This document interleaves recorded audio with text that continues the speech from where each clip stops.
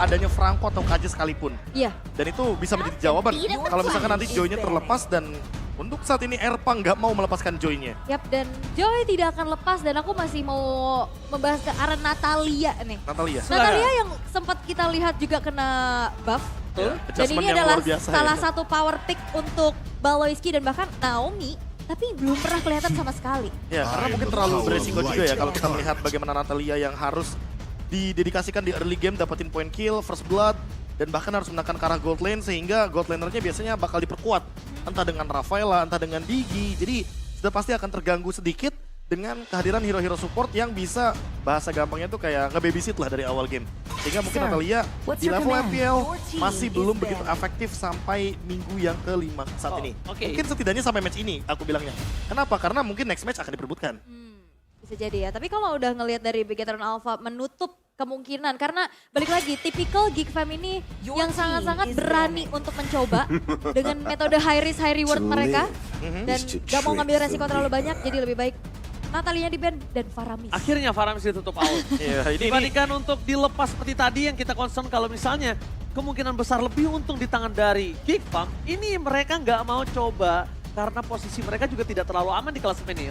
Iya, dan butuh banget pastinya dari segi poin, tapi dengan adanya Sorizo, ada Hyro Sorizo ya yang ditutup Pakuitonya. Ya ini Valentino first pick kayaknya possible banget untuk diamankan sama Bigetron Alpha. Sementara untuk Geek Fam, mereka kayaknya nggak bakal fokus sama Fredrin ya. Karena mau bagaimanapun Nile kayaknya lebih power ketika menggunakan hero berdamage. Makanya aku kalau melihat teman-teman dari Geek Fam ya, ini kelihatan banget mereka kemungkinan besar bakal langsung mengamankan XP lanernya terlebih dahulu untuk Luke. Atau kalau misalkan mereka nggak amanin Terisla, mereka bakal amanin Franco dan juga Farsianya untuk Aboy terlebih dahulu. Ketika Aboy memiliki hero powernya di awal pick, di 3 pick atas, setidaknya akan ada jaminan untuk Geek Fam, teamfight dan damage-nya akan lebih stabil. Kalau Farsianya aja diamanin, berarti satunya bakal menuju ke arah Kadera. Kadera masih ada Beatrix di sini. Kalau mau Beatrix diamankan di awal, Bigetron punya kesempatan, Sakennya ambil Iritel untuk menangin landing phase. Tapi Cloud Dan Kadita. Kadita. Kaditanya juga masih fleksibel banget ya. Iya, bahkan bisa dibawakan sama ini, sama Baloiski. Oke, dan Cloud yang ternyata sekarang sudah diamankan. Cloud dari Kadera nih yang akan muncul. Sebelum kita melihat juga ada Beatrix, Iritel, bahkan Brody. Dan ini menjadi satu pilihan baru lagi ya untuk Kadera. Dan 2 pick yang akan langsung diamankan. Akankah ada satu hero suppress yang akan dimiliki oleh Superfin dengan adanya Franco yang masih terbuka juga? Jadi satu-satunya ya, karena KJ-nya udah di-ban. Tapi menurutku di sini sangat oke dulu untuk ngamanin satu hero yang mungkin power seperti Terisla untuk mengganggu bagaimana Kadita dan juga Cloud-nya karena kombonya bakal jauh lebih power. Tapi buat sekarang Minotaur yang bener-bener for sure bakal nge-cancel Blazing Duet dengan menggunakan skill satunya saja karena ada efek knock up. Dan dengan ultimate-nya juga mungkin melihat referensi dari kemarin Rebellion Zion yang membawakan Minotaur ini dan sempat meng-cancel betapa banyaknya damage deal dengan memegang 3-4 pemain sekaligus. Atau ini deny pick juga agar nggak jadi adanya combo Minotaur Cloud yang kemarin kelihatan. Ya combo itu bagus banget sih kombonya. Tapi ini juga menggeser nggak sih supaya Kaditanya ini bisa dipaksa menuju ke room. Kalau dia atau nggak ke arah mid. Kalau misalnya pick ketiga ini agak cukup membingungkan untuk memaksa Digi. Atau untuk memaksa hero XP laner. Karena dari Geek Fam biasanya priority pick mereka akan menuju ke arah EXP. Tapi ternyata mereka melepaskan kesempatan 2 itu. Mereka percaya dengan Lancelot-nya. Oke. Dan hasil positif soalnya kemarin. Bigetron Alpha emang jarang banget takut sama Terisla sih. Mereka kalau misalkan ketemu Terisla pasti bakal kontes dengan export. Dan itu yang sering terjadi ketika kita melihat bagaimana Sorizo tidak mendapatkan hero awalnya, kecuali Pakito kali ya. 3 pick atas jarang banget untuk didapetin sama Sorizo, kecuali memang mereka mengoptimalkan Pakito untuk Sorizo, mainin lane jauh juga. Sehingga dengan Baxia pick dan ban kali ini dengan Lancelot-nya yang jadi lebih free, invasi jungle jadi di-deny terlebih dahulu. Ya, dan jangan lupakan ada power of Gloop. Dan juga Fredrin untuk Luke. Ini masih banyak opsi sih untuk XP. Karena Arlott juga masih ada. Arlott masih ada. Melihat dengan adanya Lancelot yang diprioritaskan, ini tadi seperti Q2 Victory-nya ya. Mencoba untuk memprioritaskan adanya satu power atau hero nyaman untuk Nile. Dan ternyata Gloop sudah yang sudah ditutup ya. Ini respect juga walaupun dengan banyaknya hero yang bisa dikontes. Kan bisa dibilang kalau mereka ambil Glue, kiri bisa ambil Terisla. Tapi kalau misalnya Glue dan Terisla ini sebenarnya sama-sama menguntungkan backline dari satu sama lain. Iya. Cuma masalahnya Glue lebih sustain. Agak cukup kurang adil kalau bisa kita bilang powernya Glue di tangan Luke. Ya, sama-sama punya damage reduction juga, sama-sama punya regen juga. Apalagi kalau kita lihat beberapa kali ada yang pakai Quantum Charge, ada yang pakai Blast Might juga. Memang tergantung keadaan sih, karena ketika menggunakan Quantum Charge berarti dia mau mainin Glue Lambada. Maju mundur. Maju mundur. Iya. Bahkan sebenarnya kalau untuk ngelihat power pick-nya dari Sorizo pun masih ada Uranus ya. Ya, Yang masih ada walaupun Uranus. sekarang udah mulai terlupakan nih. Antara terlupakan atau terlalu banyak counter ya. Tergeser yang ya. tergeser. Tapi kalau melihat Uranus seperti kata Aul, Uranus langsung diamankan. Mereka tidak mau ada laning jauh yang coba diganggu. Tapi melihat dengan adanya respect terhadap 4 hero Super Cat Yap. Wah ini kita tahu juga ya Super Ken adalah tipikal jungler yang sangat-sangat agresif. Walaupun beberapa waktu kebelakangan banyak banget adanya penghentian rotasi jungling dari Super Ken.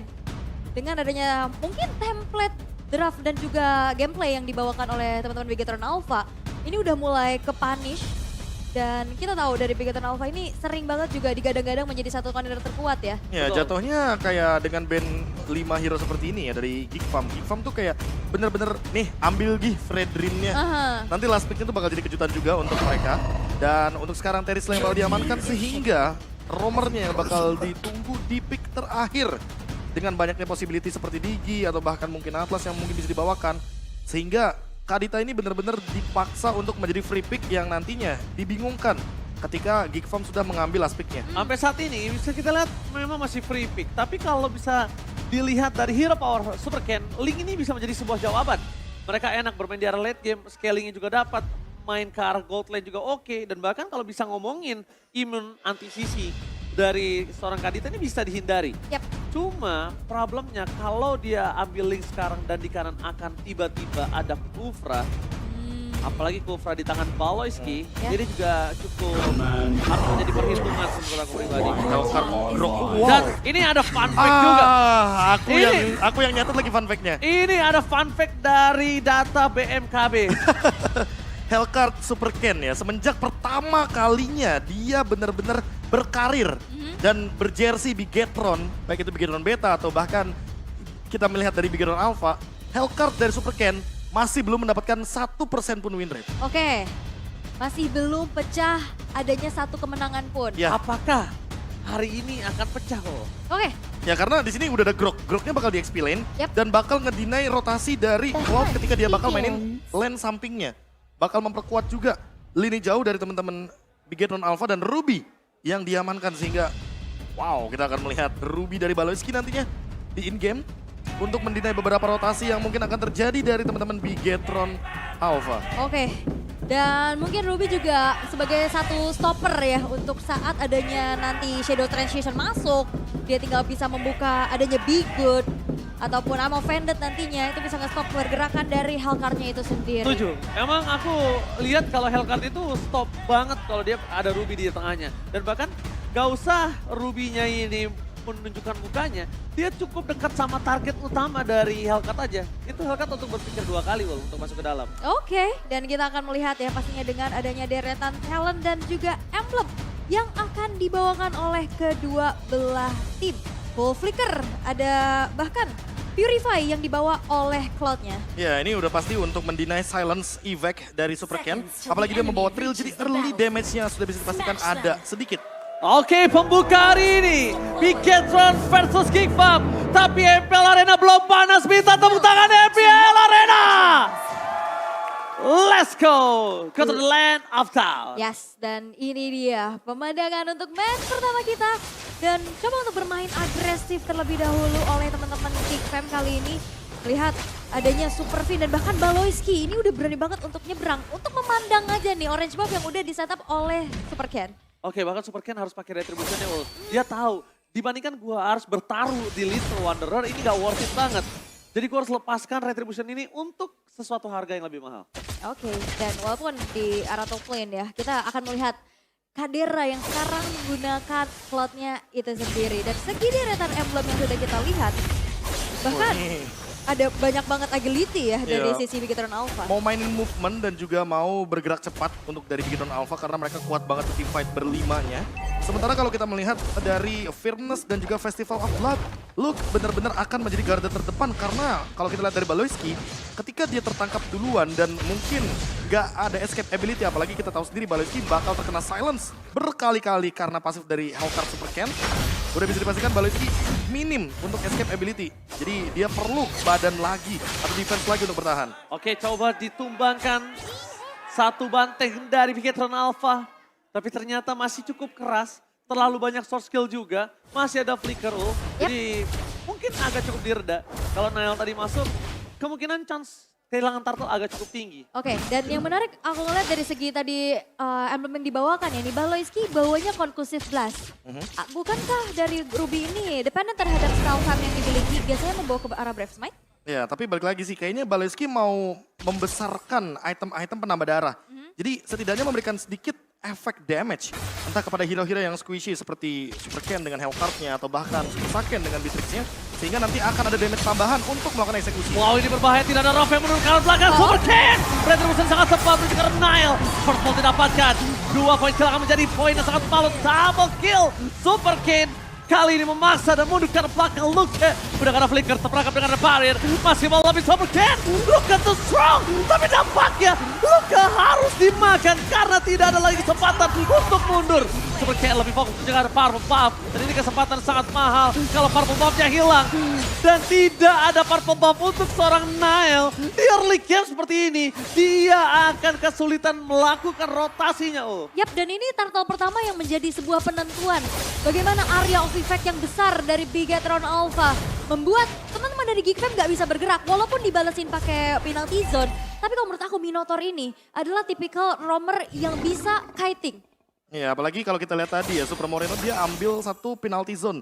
Jadi inisiasinya ada dua sebenarnya dari Bigetron Alpha, yaitu adalah dengan kehadiran dari Super Moreno dan juga Super Vin yang ready Sorizo banget dengan flickernya dan Sorizo yang join team fight berempat. Membuka space juga bagi Super Saken dengan EXP tambahan 12,5% sehingga dia masih bisa untuk mainin gold dan EXP yang balance. Dan dengan keuntungan tadi di early game, lihat Bigetron Alpha mereka sudah mendapatkan sekitar 1.200 gold leading. Untuk di early game tentu sangat menguntungkan, apalagi Super Ken langsung mengamankan Demon Hunter Sword. Dan kalau kita lihat dari Nile, tadi dia mengamankan Molten Essence. Kalau seandainya Super Ken langsung mengamankan si Halberd, ini akan menjadi damage tambahan yang mengerikan nantinya di mid game. Sulit untuk mengcover, tapi lihat Super Fin! Membalikkan ke belik kanan, Darkness Bolt dikeluarkan. Baleski seorang diri dari bermain, Rafemnya bernothing. Bahkan di depan sana, karena Super King kali ini tidak bermain. Jadi Super Fin dengan Minotaurnya itu benar-benar berada di garis depan. Karena kalau bisa kita ingat dulu, di garis depan seperti itu, bait-bait yang terjadi, memang Bigetron sangat ahli untuk melakukan bait seperti itu, Profesor dan Aul. Tarik ulurnya ya, Iya. yang emang benar-benar manis. Dan mungkin kita udah sempat ngeliat nih celah yang baru saja terjadi. Baleski mengincar ke lini belakang walaupun ada trade dari Superfin juga. Jadi roamer tuh ke roamer nggak apa-apa, yang penting damage di luarnya ketangkep. Yap. Oke, tapi dengan adanya Turtle di cancel dengan Super Story di depan sana tertarik dengan Amo Pentan. Flicker plus Super Moreno, tapi ternyata one shot for defensive. Kali ini dikeluarkan oleh para pasukan Bigetron Alpha. Nile gak punya mana, lihat lumpuh jalannya. Walaupun Super Fin tumbang, tapi nampaknya dengan hilangnya Super Fin mereka benar-benar bisa membawa Turtle di tangan dari Geekfam. Retribution masih ditahan, tapi Super Sorizo tidak akan melepaskan begitu saja pandangan dan jangkauannya. Namun mereka untuk melakukan kontes, mampukah Super Ken kali ini berhasil mendapatkan retributionnya? Super Ken! Darknet Pulse, dia nggak sia-sia ngeluarin Darknet Pulse-nya. Ternyata bait dari Super Fin berhasil dimanfaatkan dengan baik kali ini. Ya bahkan Nile-nya juga nggak sempat untuk mengeluarkan retribution, apalagi ada perbedaan level antara kedua belah jungler itu yang ngebuat dari power retributionnya sedikit berbeda. Super Fin, oke tadi dia membuka dengan ada sebuah minion fury ke arah depan dan itu ngebuat dari Geekfam pun membuang resource-nya. Dan banyak banget opsi, tapi di tengah Di tengah sana, penalti shot telah dikeluarkan. Tapi Super Moreno, saya jadi ingat semalam Apa tuh? ada Valentina yang ngambil ultimate dari seorang Lancelot. Ya untuk itu, bertahan hidup di tengah. Iya, untuk bertahan hidup. Untuk Karena bertahan hidup. balik lagi kan dalam keadaan imun juga, tapi Super Ken Super Ken kali ini mencoba untuk bertahan dari seorang Nile. Nile di depan sana masih coba di cover oleh seorang Abai. Resetisasi dan bahkan Super Fin! Lihat 4 Dan yang berhasil membuat Aboy tumbang. Dibalaskan kembali. Blessing dari Kadera. One last hit. Super sakit ter-takedown. Masih worth it. Kalau tadi dengan pertukaran dari Super Fin dengan Aboy aja itu nggak worth it sama sekali. Dengan blessing dari Kadera. Akhirnya Geek Farm setidaknya membuat Bigetron Alpha. Jangan terlalu buru-buru. Pelan-pelan mas. Pelan-pelan. Tapi Super Saiyan tadi benar-benar mau coba untuk flicker langsung maju. Iya. Ngasih follow up damage karena minion Fury-nya kena 4 orang. Kebetulan kalau misalkan kita ngelihat ya, tadi roamernya emang udah bagus banget Super Fin dengan inisiasi yang pindah 4 pemain. Tapi kalau misalkan gak ada follow up, dan memang kalau misalkan hanya Super Saiyan sendirian, pasti bakal kesulitan banget untuk Bigetron Alpha nge-follow up damage lebih walaupun inisiasinya kena 4. Makanya di sini Super Sorizo lah yang mungkin dituntut untuk berjalan dengan cepat ketika kita melihat rotasinya nih udah mulai berganti-ganti. Jadi mau gak mau dengan turtle di atas mereka ingin memperkuat 4 tim fightnya dari Bigetron Alpha untuk mendapatkan turtle objektif biar dapetin perfect turtle. Gak ada yang lihat kejedot, gak ada yang lihat, gak ada yang lihat Ken, gak ada yang lihat. Kita semua gak ngeliatin ya. Gak apa-apa, yang penting dapat. Yang penting dapat ya. Tapi turtle yang ketiga akan menjadi kontes selanjutnya. Perbedaan level yang masih bisa dipegang oleh Bigetron Alpha. Dan pertukaran lane yang sudah mulai terjadi juga. Sorizo-nya memegang lini bawah tapi Turtle akan segera terkontes. Oke, terkontes tapi langsung ada minat Torment Stun! Kali ini membalikkan kembali keadaan di Hill Apalesky. Looking for double kill tapi nampaknya para pasukan dari Geek Farm tahu ini Super Ken masuk bisa dimakan. Akhirnya Super Ken sadar akan hal itu, dia mundur ke arah belakang. Torment Stun lagi Aulan Aul. Yes, dan Aboy yang masuk sebagai salah satu eksekutor terhadap Turtle yang ketiga. No perfect Turtle untuk Super Ken. Dan nampaknya ini akan menjadi sebuah nafas lagi nih untuk Geek Fam. Yeah. Perlahan-lahan. Apalagi Aboy yang dapetin ya dengan raw wave. Ya kita tahu sendiri lah ada 6 wave, ada 6 ombak di sana. Jadi makanya 1 damage bakal dikalikan 6. Dan untuk sekarang kalau kita melihat dari Turtle yang benar-benar terdinai. Harusnya Bigetron Alpha bisa mendapatkan perfect Turtle tapi tidak jadi. Dan untuk sekarang team fight-nya mungkin akan dipaksa karena Super Fin belum ready dengan ultimate. Oke, bakal coba dipasang dengan di depan sana Nael. Belum ada Rafa yang masih coba ditahan tapi low fokus ke arah sana. Sakit! Terperangkap tidak ada following up. Di depan sana malah Super Ken. Terkena tembok tapi for nothing. Shutdown akhirnya terjadi. Nael mundur ke arah belakang. Watch out double stun. Damage yang terlalu besar diberikan tapi ternyata Rafa from Aboy menutup lari Super Saiyan. No flicker dan bahkan 3 hilang. Ini bukan hal yang baik untuk para pasukan dari Bigetron Alpha. Lihat gold 1000-nya yang tadi diunggulkan langsung berbalik. Hanya ada 200 perak doang tadi. Dan keuntungan dipegang oleh Geek Farm dengan hampir 1000 gold. Yap, dan Bigetron Alpha udah mulai kepani satu persatu. Dimulai dengan adanya Super Fin yang keculik pertama kali. Super Fin-nya mau coba untuk mundur. Lalu Super Ken-nya tertangkap. Walaupun sebenarnya dari Bigetron Alpha banyak banget research untuk crowd controlling ya. Sebagai tadi dengan adanya Wild Charge. Plus juga Super Moreno yang selalu nge-copy ke arah sisi power juga. Sehingga follow up damage-nya masih diandalkan dari Super Saiyan. Yang akhirnya Super Saiyan-nya juga udah kecicil banget. Dan dipegangin sama Kadera. Iya, dan kalau kita lihat tadi ya, itu ultimate dari Super Fin masih belum ready. Jadi emang benar-benar yang namanya timing diperlukan banget oleh teman-teman dari Bigetron Alpha. Ketika mereka ingin melakukan team fight, apalagi berlima, mereka harus mempersiapkan juga Super Fin dengan ultimate minion Fury-nya. Jangan sampai kayak tadi posisinya Super Fin cuma nahan damage, nahan badan, tapi nggak ada inisiasi yang bisa dia ciptakan. Sementara Aboy, ini adalah satu sosok player yang matanya nggak bisa lepas dari Super Saiyan. Makanya, kalau kita lihat secara tim fight besar tadi, damage dari Super Saiyan itu nggak ada yang masuk sama sekali dikarenakan dia tumbang duluan, di-delete langsung sama Aboy dengan Raw Wave dan Petrify. Dan ini yang mungkin harus menjadi PR juga dari Geek Farm. Targeting, mereka nggak bisa lepasin gold laner belakangnya Bigetron Alpha karena terlalu banyak utility senjata area of effect yang mengerikan dari Beatrix. Right. Mereka udah stay by dengan konsol game itulah terjadi. Kadera berada di gas depan. Lakukan pocket transfer Super Sorizo.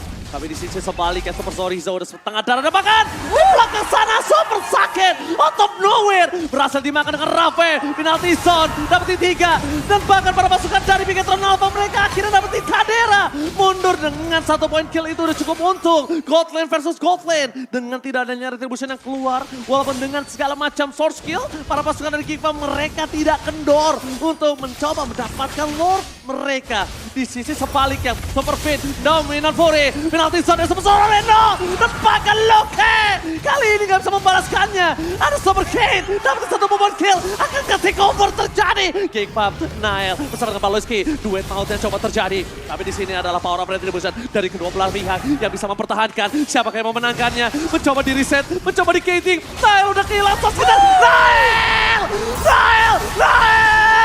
Takeover Lord from Nile! What a play from King Fire Indonesia! Yes, dan ini adalah power Lancelot yang dari Nile. Dari awal turtle-nya masih bisa disecure sama Super Ken dengan adanya perbedaan level. Dan sekarang yang levelnya udah sama-sama imbang. Dan lihat bagaimana timing dari Nile untuk memanfaatkan. Satu Phantom Explosion untuk masuk, Retribution yang on point. Wah, dan satu Blade Armor jawaban mungkin dari basic attack yang begitu banyak. Dan dari Super Saiyan yang belum memiliki Husklaw. Atau bahkan mungkin dari Super Ken juga yang physical damage-nya sangat tinggi sekali. Tapi tadi setup yang benar-benar luar biasa dan bait dari Baloyski yang benar-benar indah. Sehingga eksekusinya pun untungnya bisa maksimal. Geekfarm sekarang punya keunggulan tapi tidak untuk waktu yang lama. Masalahnya tadi semua soft skill udah keluarkan Nile. Dia udah mainin punchernya, dia udah mainin Phantom Execution Tonros. Terakhir dia keluarkan. Dan kalau tadi itu nggak dapat, mungkin Nile tidak punya tiket pulang, Ul. Masih jadi one way ticket ya, bisa masuk tapi gak bisa pulang. Tapi seperti apa yang Profesor KB bilang juga, bahwa keunggulan dari Geekfam ini bisa dimanfaatkan dengan adanya inner and turret yang udah mulai berontokan juga.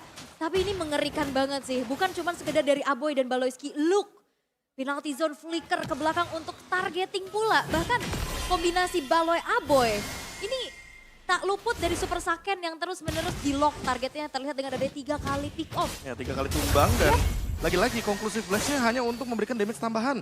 Agar Aboy bisa melakukan eksekusi, apalagi buat sekarang. Petrify-nya ready terus. Jadi dia benar-benar targeting ke belakang, apalagi dengan Ocean Odi. Kita tahu banget dia bakal bisa langsung benar-benar nembusin tembok. Walaupun sekarang memang hanya ada 2 target yang paling optimal untuk Aboy. Yang pertama Super Moreno, udah jelas banget, walaupun tidak tumbang. Yang kedua Super Saiyan, karena kalau misalkan engage-nya karena Super Ken, efek silence-nya akan menyala dan efek CC-nya dari Breath of the Ocean akan jadi sia-sia. Oh, ditarik ke Amo Vendat, Super Fan di depan sana. Tapi ternyata damage-nya terlalu besar untuk mencoba di all in. Terlalu besar badan yang diberikan oleh Bigetron Alpha. Finn just ping Finn akan tetap ngebuka. Dia tidak akan pernah kenal takut walaupun dimakan sudah sampai 4 kali. Yep, Bigetron Alpha mereka masih melakukan defensif, tapi Super Ken tadi Purple Buff-nya udah mulai diganggu juga. Tapi dengan satu buah Retribution, berhasil untuk men-secure Purple Buff tersebut dan menjadi satu benefit utama lagi untuk Super Ken yang sekarang sudah mengamankan satu buah Malefic Roar. Lagi, mereka coba untuk poking Super Finn. Dia mau coba bikin Finn pulang. Dia pengen invasi semua jungle-nya. Lihat, Nile bahkan ngebuka push. Just in case di situ ada Super Saiyan, bisa dimakan sama Nile. Dan walaupun sebenarnya di sini Super Finn dia punya motivation roar ya untuk ngasih efek heal juga. Tapi kalau dicicil terus-menerus juga ini efek healnya nggak bakal nutup HP dari Super Finn untuk bisa 100% lagi berada di lini depan. Tapi Lord Camp yang sudah kita lihat, ini Lord yang sudah ter-enhance. Magic Sentry juga mulai dibuka juga. Walaupun dalam keadaan yang cukup tertinggal, tapi Bigetron Alpha mereka nggak gentar untuk set up posisi terlebih dahulu. Dan yang perlu diperhatikan adalah lane-nya yang sekarang masih coba untuk diurus juga oleh Bigetron Alpha karena di arah bawah kita tahu mobilitas dari Kadera ini punya banget power untuk bisa melakukan dorongan terhadap lane jauh dengan mobilitasnya. Ya, ini Cloud-nya bakal split push terus sih dan Super Finn akan dipok terus ketika memang kehadirannya join untuk melakukan team fight. Sementara itu, sebenarnya yang lebih dibutuhkan untuk Bigetron Alpha adalah kehadiran dari Super Saiyan agar damage-nya cukup dan eksekusinya bisa berjalan dengan maksimal. Oke, tapi lihat Super Finn-nya dipaksa di poking. Mundur ke arah belakang. Di depan sana para pasukan dari Geekfarm mereka tahu kalau Super Finn bisa dimakan. Dan lihat Minat Fury. Double stun dikeluarkan bersama Super Finn. Coba di all in, masih coba ditahan di belakang sana. Tapi Fall berikan Super Saiyan. Dimakan kembali. Super Saiyan targetingnya. Bahkan Kadera free. 3 hilang. Ini bencana. Geekfarm mencoba untuk mencari satu point kill kembali. Mereka mencoba untuk melakukan endgame di arah tengah. Nile hanya buy time saja. Super Moreno tertangkap. Penalty zone red flag from Loke. Mid-nya terbuka bebas. Bigetron Alpha berada di ujung tanduk. Super Sorizo. Dia nggak punya wall charge. Dia nggak punya apa-apa lagi. Dan bahkan wipe out. Ternyata Bigetron Alpha harus bertekuk lutut dan mengakui Hellguard dari Super Ken masih memiliki win rate 0%. Targeting Super Saiyan yang selalu dikunci pergerakannya. Mereka nggak peduli sama Super Ken karena dia nggak punya damage area yang terlalu besar. dan terlalu sulit untuk ditangkap dengan adanya mobilitas dia yang terlalu kencang. Dia punya shadow transition juga. Tapi Super Saiyan yang sangat-sangat menjadi satu follow up damager utama dari Bigetron Alpha ini nggak dikasih ruang gerak. Dan Kadera sih, aku lebih fokus sama gameplaynya Kadera tadi. Kadera itu kalau main Cloud ya, kok agak beda ya. Pemain Cloud pada umumnya kayak Skylar, atau mungkin kita ambil contoh Super Saiyan aja sebagai lawannya, pasti bakal taruh BMI di belakang, baru dia berani untuk nge-poke damage. Coba tadi lihat, pas Kadera bener-bener ngelakuin poking damage tanpa BMI ditaruh di belakang. Dia bener-bener nembakin terus, tapi dia ready purify. Jadi ada dua gameplay yang diciptakan sama Kadera barusan, yaitu adalah dia melakukan poking damage tanpa skill 2-nya diaktifkan terlebih dahulu ketika punya purify. Kalau purify-nya lagi cooldown, dia baru taruh BMI di belakang agar nantinya permainannya bisa jauh lebih safe. BMI-nya ini dengan tujuan kalau misalkan dia bisa chasing ke depan untuk melakukan eksekusi atau bahkan escape ke belakang untuk melakukan sebuah penyelamatan. Makanya Kadera, satu sosok gold laner yang ini adalah tahun keduanya dia berarti, dan dia udah benar-benar sangat-sangat menunjukkan kelasnya.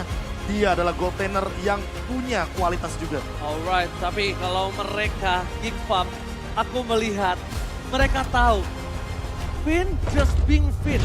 Dia selalu berani menukar nyawanya untuk tim fight yang lebih besar. Tapi kalau sebelum dia menukar itu, kalau dia dipaksa sekaratul maut, dia akan membuat gerakan yang mungkin teman-temannya tidak paham akan gerakan itu. Double stun, tapi ternyata ketika double stun, para pasukan Geek Farm sadar emang Finn akan lepas ke sana. Ya, dan mau nggak mau Super Saiyan kan juga maju kan setelah ada double stun itu untuk bisa nge-follow up. Dan di saat itu juga Luke dan Nile fokus ngejar backline. Dan Aboy ini kalau gak salah. sih, emang gak ada mata Tiga ya juga. kalau Lebih tepatnya gak ada mata juga dari Bigetron Alpha. Karena kalau misalkan kita lihat dari draftnya, Grok diambil di XP Lane tujuannya ingin menekan nanti kalau misalkan Kadera melakukan split push. Tapi kenapa tidak bisa terjadi? Karena yang mau nggak mau yang ditugaskan untuk melakukan clear adalah Super Saiyan. Gak ada badan kedua dari Finn ya kan, karena kalau Finn sendirian udah pasti dia bakal tereksekusi. Tadi ada Sorizo aja, lihat Kadera masih berani untuk melakukan dealing damage dan player of the game kita Aku by setuju. Samsung Galaxy S20 Series 5G jatuh ke tangan dari Nile. Karena kalau bukan tanpa Nile, dan Profesor KB, gak akan ada titik kembalinya atau laning mereka yang dipegang di 3 lane yang berbeda. Dan War X sama Rapture plus Emblem Assassin ini bener-bener maksimalin banget damage yang cukup serta item hybridnya yang bener-bener jadi maksimal.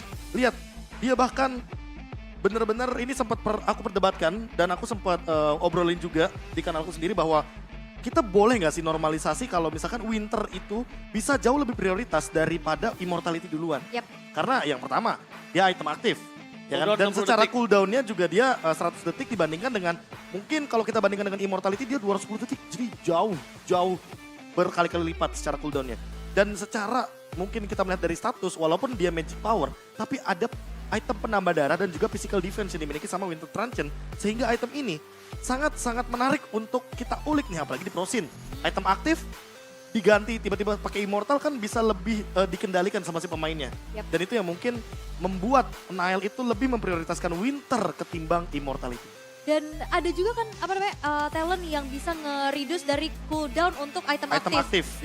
Pull Yourself Together bukan? Ya, Pull Yourself Together itu juga termasuk dengan Retribution juga. Jadi untuk jungler kayaknya oke-oke juga tuh udah digunakan. Tapi kalau kita kembali ke highlight ya, kita melihat Geek Farm yang bermain dengan metode pick off. Mereka mencari sesuatu sebelum adanya kontes objektif. Dan mereka menjalankan salah satu winning condition key to victory yang tadi udah sempat kita mention sebelumnya. Yaitu adalah punish Finn sebelum adanya setup secara objektif. Karena kalau kita melihat secara garis besar, seandainya tadi Finn ready untuk ultimate-nya, bahkan untuk setup team fight-nya, sudah bisa dipastikan Bigetron Alpha dengan hero powerful 5-man team fight ini akan menang. Jauh akan menang dibandingkan dengan teman-teman dari Geek Farm. Tapi ketika Geek Farm engage ke arah hero-nya dulu, lepasin Lord-nya, hajar orangnya, makan point kill-nya, hal itulah yang membuat Geek Farm jauh lebih unggul, walaupun kuantitas dari segi hero-nya Bigetron Alpha ini lebih unggul. Lihat cara dari Baloyski dan Nile yang tarik-tarikan Lord, dan ujung-ujungnya Retribution dan Thunderous inilah yang menjadi penyelamat bagi Geek Farm untuk Lord yang pertama sebelum Lord Enhance. Untuk Lord yang kedua ternyata cuma dijadikan umpan, karena memang yang ditargetkan sama teman-teman dari Geek Farm sejak awal adalah hero-nya. Point kill-nya dan ditambah ini Super Ken sih pas banget nih. Aku kaget juga sih pas dia ngomong targeting nih OG nih. Kenapa dia bener-bener ini ya, satu pemikiran ya targetingnya. Iya. Karena di belakang sana ada Kadera dan Kadera udah gak ada ini loh, gak ada BMI. Dan dia Purify-nya digunakan. Apakah misinformasi? Nah itu tuh penting tuh. Gini loh, oke lah kita